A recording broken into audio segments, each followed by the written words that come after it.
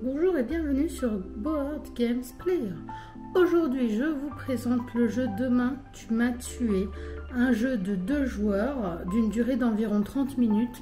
C'est un jeu assez niveau expert, donc c'est vrai que si vous débutez dans les jeux de société je ne vous le conseille pas, mais malgré tout il est sympa. Donc je vous explique vite fait la mécanique de ce jeu. Vous trouverez 3 plateaux de jeu. Nous avons le plateau du passé, nous avons le plateau du présent et nous avons le plateau du futur. Donc pour commencer la partie, les joueurs vont choisir quelle couleur ils sont, s'ils sont les noirs ou s'ils sont les blancs.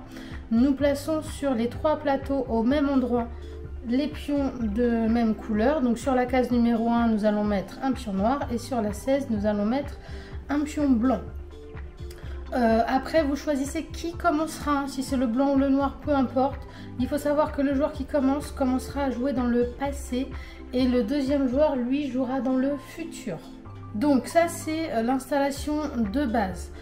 À savoir que tout ce qui impacte le passé impactera le présent et le futur. Par contre le futur n'impactera pas le présent et le passé, mais le présent aura un impact aussi sur le futur. Donc on commence, nous avons différentes boîtes dans le jeu. On commence par la numéro 1. Donc dans le livret règles, tout est bien expliqué comment on fait. Je vous montre juste pour que vous compreniez qu'il va s'ajouter des petites choses. Donc dedans vous allez avoir la nouvelle règle du jeu, en plus qui est déjà dans la règle de base. Et pour le numéro 1, nous allons avoir des graines à planter qui se transformeront en petits arbustes. Et les arbustes se transformeront en arbres. Donc je vous fais un exemple. Si je décide de planter une graine dans le passé, sur la case numéro 11, dans le présent sur la case numéro 11, nous aurons un arbuste. Et dans le futur, sur la case numéro 11, nous aurons un arbre. Si je décide de planter ma graine dans le présent sur la numéro 7 par exemple, il y aura seulement un petit arbuste sur la numéro 7. Donc à savoir que chaque joueur doit faire 2 actions pendant son tour de jeu. Une action, ça peut être simplement de changer sa case. Ça peut être aussi simplement de changer d'époque. Donc là, si je veux changer lui d'époque, je suis obligée de l'avancer d'une case donc, qui est adjacente à sa case. Donc soit à la numéro 15, soit à la numéro 12. Et ensuite, je pourrais l'amener au présent. Je ne peux pas l'emmener directement au futur. Il faudrait que pour ça, quand je commence à jouer, il soit déjà là, que je fasse une action ici et une seconde action ici. Attention, il faut absolument que vous ayez des jetons sur au moins 2 époques différentes. Si vous arrivez à avoir que des jetons sur une seule époque, donc là notamment le futur, vous avez perdu la partie s'arrête.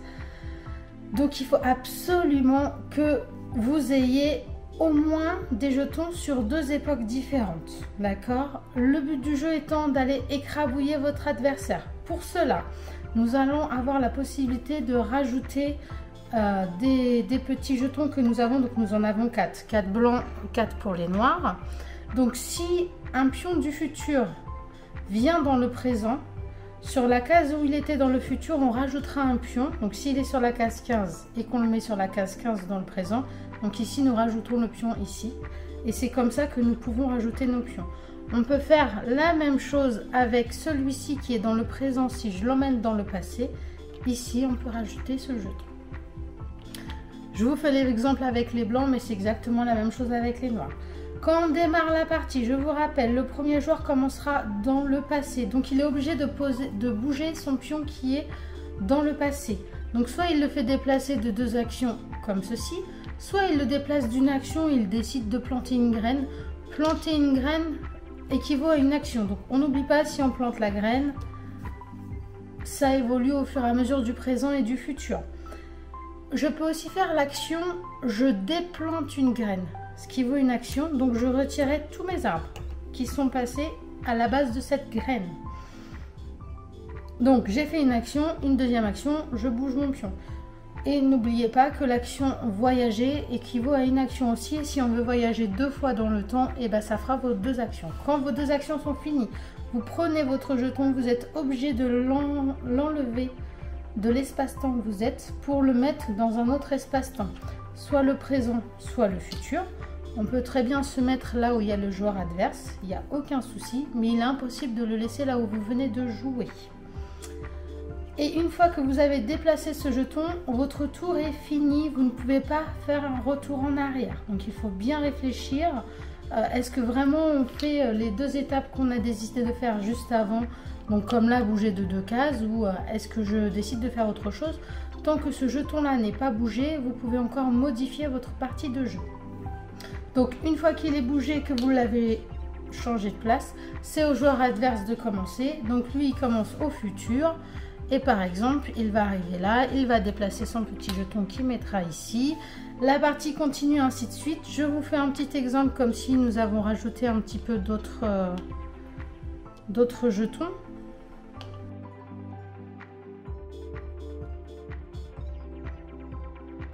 Donc là, je vous fais un autre exemple concernant les arbres. Hop. Hop. Quand nous avons un arbuste, nous pouvons seulement le contourner. On ne peut pas aller sur la même case que l'arbuste. Quand nous avons une graine, un pion peut se mettre sur la case de la graine sans aucun souci, tout en respectant le nombre d'actions à faire pour aller sur cette case. Quand nous avons un arbre, nous pouvons aller, donc là je vous montre pour les 2 actions. Première action, je me déplace. Deuxième action, je me déplace. Et l'arbre va basculer et il va être impacté sur la case d'à côté. S'il y avait un adversaire ou même nous-mêmes sur cette case à côté, le pion serait éliminé de la partie. S'il n'y a personne, l'arbre reste couché et en fait la case reste bloquée. N'oubliez pas, si on retire la graine dans le passé, l'arbuste sera retiré dans le présent et dans le futur, cet arbre qui est couché sera retiré aussi. D'accord? Donc ça, je vous montre. On peut très bien faire aussi pour tuer les adversaires. Je me déplace de 2 cases. Celui-ci atterrit contre un mur. Il sera éliminé. Attention!